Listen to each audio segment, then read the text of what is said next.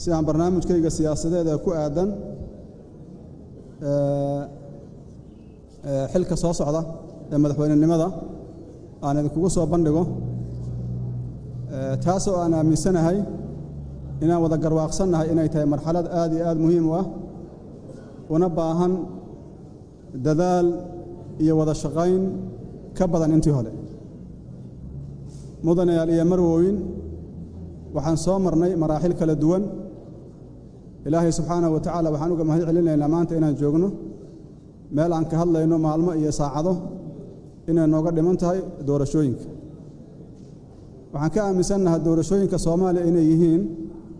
wadiiqada kaliya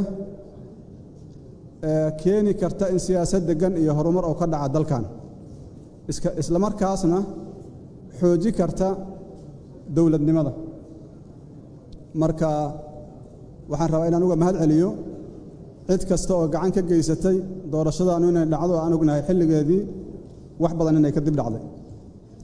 intaas markii laga gudbo waxaa la socotiin marxaladihii la soo dhaafay iyo baahiyada kala duwan ee dadka Soomaaliyeed ay u qabaan dawlad taabagash xildhibaanada sharafta leh waxaan rabaa inaan u sheego waxyaabaha priority-ga ila ama muhiimadda koobaad ila dalka Soomaaliya oo aan aaminsanahay inay keeni karaan in dhidibada loo aaso dawlad wanaagsan oo soo celisa amniga soo celisa kalsoonidii shacabka Soomaaliyeed dhexdooda ka jirtay iyo kalsoonidii looga qabay adduunka intiisa kaleba qorshaha koobaad ee xukuumadayda insha Allah wuxuu noqon doonaa amniga sidaan wada ogsannahay amnigu wuxuu ku imaanayaa muhiimadda koobaad maadaama dalkan uu soo maray dhibaatooyin fara badan ay ugu dambeeyeen inay lixaadsadeen ama awoodeysteen nidaamyada argagixisada ee al-shabaab iyo al-qaacida oo runtii culays weyn ku haaya maantana aan ognahay in magaalada Muqdisho ay dhaqaale ka ururiyaan oo ah caasimadii dawladdu ku shaqeynaysa taas waxay ku imaan kartaa in dadka Soomaaliyeed dhamaantood iyo dawladduba ay ka howlgalaan soo celinta arrimaha amniga waxa la socotiin 10 sano ka hor bifadlillaahi tabaaraka wa tacaala meeshii aan gaarsiinay amniga annagoo ilaahay subxaanahu wa tacaala uga mahad celinayna magaaladan maalintii aan imaanaynay waxaan u maleynayaa 6 xaafadood kaliya inay gacanta dawladda ku jireen 6daas xaafadoodna kama marayn joogitaanka al-shabaab laakiin nasiib wanaag dadaalkii la sameeyay iyo ilaahay fadligiisa maalintii doorashada la qabanayo ee 2012 ciidamada dawladda iyo ciidamada gacanta siinaya Amisom waxay sii marayeen labada shabeelle magaaladana waxaa loogu socday si xurriyad leh baabuurta ka baxda magaalada Muqdisho waxay tagayaan caasimadaha kale ee gobolada maantana waa ognahay meesha ay joogaan annagoo khibradaas ka faa'iideysanayna waxaan rabnaa inaan dib u habeen ku sameeyno ciidamada qalabka sida militariga booliska una qaabayno hab keeni kara inay gutaan waajibaadkooda waa garwaaqsanahay in lagu soo kordhiyay wax badan oo iga dambeeyay laakiin mar haddaysan gudanin waajibaadkii laga rabay oo magaalada Muqdisho maanta aan ku baqayno waxaan u baahannahay inaan ka fikirno hadafkii amniga inaan xaqiijino taasna waxay ku imaan kartaa qorshe cad oo hufan oo xukuumaddu ay la timaado aan ka shaqayn doono insha Allah tabaaraka wa tacaala waxa intaas garab socod doona dhismaha hay'adaha kale ee kaba amniga oo ay ka mid yihiin cadaaladda waxaan aaminsanahay amni inaan la sugi karin haddaan cadaaladu jirin waxaan wada ognaa maanta garsoorku meesha uu joogo waxa keenayana waxay u baahan yihiin dad iyo budget keeni kara inay gaarsiiyaan cadaaladda meel walba oo suurtagal ah marka waxaan xoojin doonaa marka budgetka garsoorka waxaan lagu sameyn doonaa dib u habayn waxaan ballan qaadayaa insha Allah tabaaraka wa tacaala wala isxantaa waxa la yiraahdaa madaxdu ma jecla maxkamadda dastuurka dhismaha ma jecla waxaan ballan qaadayaa biidni illaahi tabaaraka wa tacaala maxkamadda dastuurka 3 sano oo ugu horreysa inay dhammaystiranto ujeeddada aan ka leeyahna waxay tahay dowladnimada waxaa bays u ah cadaaladda dalkan waxa u burburayna waa cadaalad la'aanteed cadaaladdu ama ha noqoto mid siyaasadeed ama ha noqoto mid garsoor ama ha noqoto mid bulsho ama ha noqoto mid dhaqaale waxay u wada socon doonaan si wada jir ah oo isdhammaystiraysa taas ayaan aaminsanahay inay keeni doonto ama xoojin doonto amniga waxaa garab socon doona sidaas oo kale arrimaha dib u heshiisiinta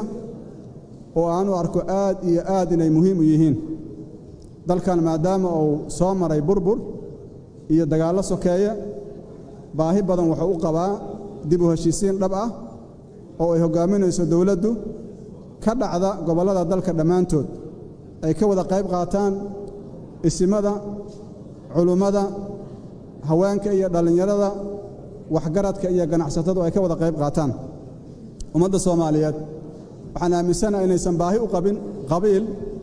laakiin baahi ay u qabaan dawlad wanaagsan intaas waxaa raaci doona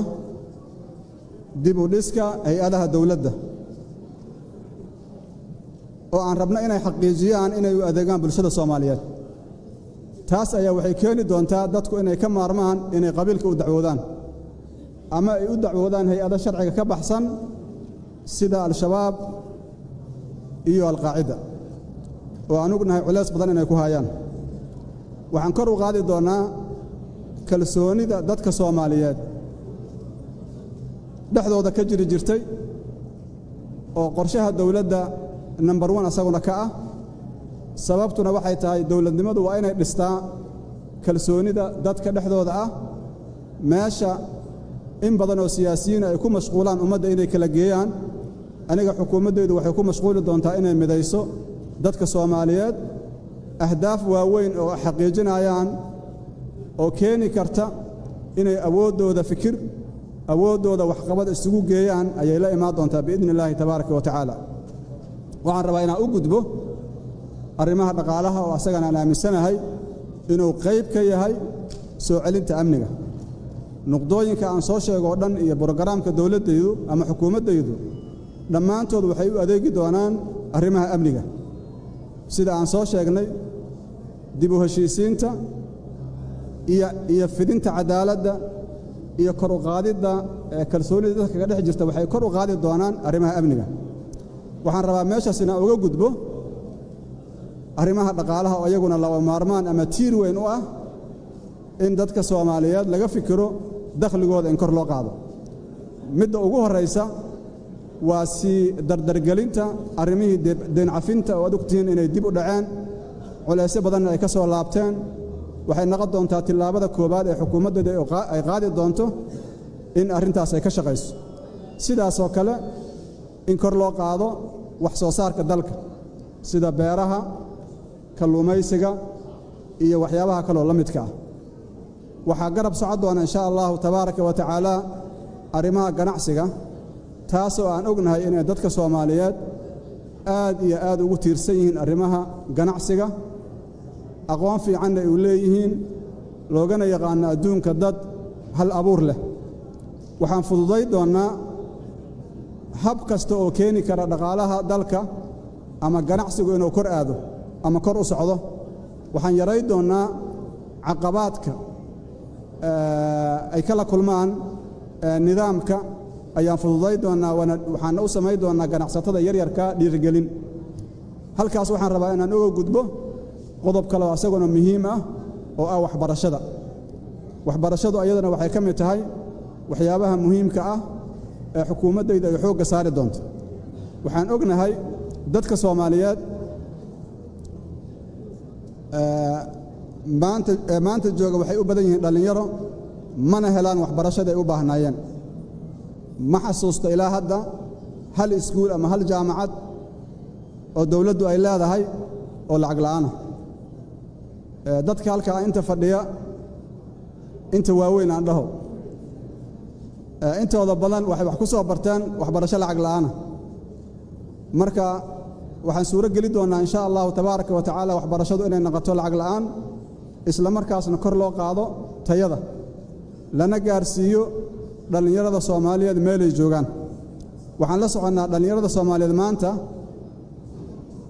waxay u qaybsameen qayb tahriibta qayb ay duntaan hay'adaha argagixisadu iyo qayb jidadka taagan oo aan haynin fursad inta fursadda haysatana ma helaan waxbarasho tayo leh si aan u xaqiijino qaran tilaabaqaad wanaagsan sameeya waxaan xoojin doonaa arrimaha waxbarashada halkaas waxaan uga rabaa inaan uga gudbo arrimaha caafimaadka ayaguna laga maarmaan ah waxaan ognahay sidaas oo kale inuusan jirin isbitaal dawladeed oo lacag la'aan ah waxaan la wada soconnaa baahida dadka Soomaaliyeed ay u qabaan caafimaad tayo leh haddana lacag la'aan ah sidaas darteed waxaan abuuri doonaa ama kor u qaadi doonaa xarumaha caafimaad ee dalka ku yaala ayaan ayagana kor u qaadi doonaa waxaan rabaa inaan u gudbo arrin aad iyo aad muhiim u ah oo ah wada shaqaynta hay'adaha dawladda maadaama dalkani uu yahay dal federaal ah nidaam federaalna la soo qaatay waxaan xoojin doonaa wada shaqaynta xukuumadayda iyo dawladaha federaalka oo aan ognahay xilliyadii la soo dhaafay in lagala kulmay dhibaatooyin fara badan waxaan aaminsanahay wada shaqaynta dawladda dhexe ama dawladda federaalka iyo dawladaha xibnaha ka wada shaqayntoodu inay abuuri doonto arrimaha aan soo sheegnay inay hirgelintoodu fududaato mudanayaal iyo marwooyin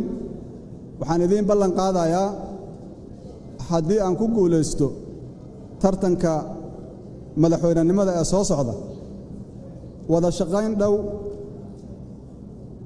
wada shaqayn dhow inaan la yeesho baarlamaanka ama labada aqal kuna caawi doona inay gutaan waajibaadkooda sida ugu wanaagsan waxaan ka fogaan doonaa faragelin iyo hor istaag labada aqal waxaana ku ekaa doonaa xuduudda sharciga ku qoran waxaan rabaa inaan idiin sheego dastuurka maanta yaalla waa kii 12 aan soo gabagabaynay waxaan ballan qaadayaa ilaahay idankiisa inaan dhammaystiro dastuurka gaarsiiyana afti dadweyne ilaahay idankiisa sidaas oo kale waxaan rabaa inaan ku soo gabagabeeyo 4 sano in dalkan ay ka dhacdo doorasho xur ah oo xalaal ah oo toos ah waxaan wada ognahay xilliyadii la soo dhaafay caqabaadkii iyo dhibaatooyinkii lagala kulmay doorashooyinka maadaama khibrad fiican aan u helnay waxaan ku dadaali doonaa inaan dib loogu naqanin doorashooyin dadban iyo kuwa kaleba lana aado lana gaarsiiyo dalka doorashooyin toosa oo meel walba ka dhaca mudanayaal iyo marwooyin waxaan isku tirinayaa inaan arrimahan idin sheegay fuli karo biidnillaahi tabaaraka wa tacaala waxaan isku tirinayaa inaan leeyahay khibrad igu filan oo arrimaha aan soo sheegay aan ku fuli karo waxaan codsanayaa codkiina anoo og duruufaha ku soo baxdeen iyo xaaladaha ku timaadeen laakiin waxaan rabaa waxaan idin ballan qaadayaa haddaa i dooratiin 4 sano inaad ku gaartiin deegaanadiina la idinka soo doorto waa mahadsantihiin wasalaamu calaykum waraxmatullahi wabarakaatu